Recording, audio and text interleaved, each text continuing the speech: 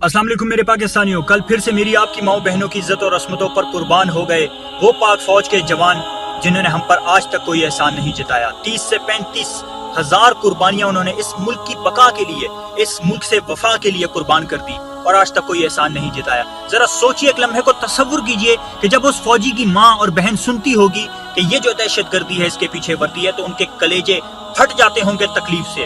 وہ باپ کا تصور کیجئے کہ جس نے خواب سجائے تھے کہ میں اپنے جوان بچے کی شادی کروں گا عید کے بعد، اور اس کو کیا پتا تھا کہ نئی زندگی شروع ہونے سے پہلے ہی اس کی زندگی ختم ہو جائے گی۔ اس کو کیا پتا تھا کہ میرے بچے کی شہید ہوئی لاش جو ہے میرے سامنے آئے گی، اور اپنے بزرگ کندھوں پر، اپنے بوڑھے کندھوں پر میں اپنے جوان بچے کی لاش اٹھا کر اس کو قبر میں دفناؤں گا۔ ذرا تصور کیجئے کہ وہ تکلیف کا عالم کیا ہوگا۔ کتنی آسانی سے تنقید کی جاتی ہے، اے سی والے اسٹوڈیوز میں بیٹھ کر اور پارلیمان کے خوبصورت شاندار ایوانوں میں بیٹھ کر فوج پر تنقید کی جاتی ہے۔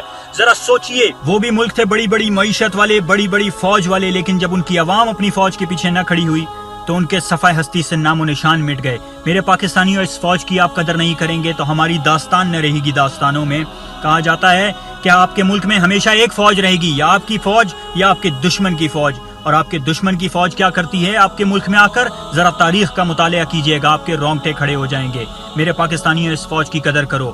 یہ فوج ہے تو یہ ملک ہے، یہ فوج نہ رہی تو یہ ملک نہیں رہے گا، کیونکہ یہ فوج ہمارے ملک کی بقا کی آخری لکیر ہے۔ پاکستان زندہ باد، پاک فوج پائندہ باد۔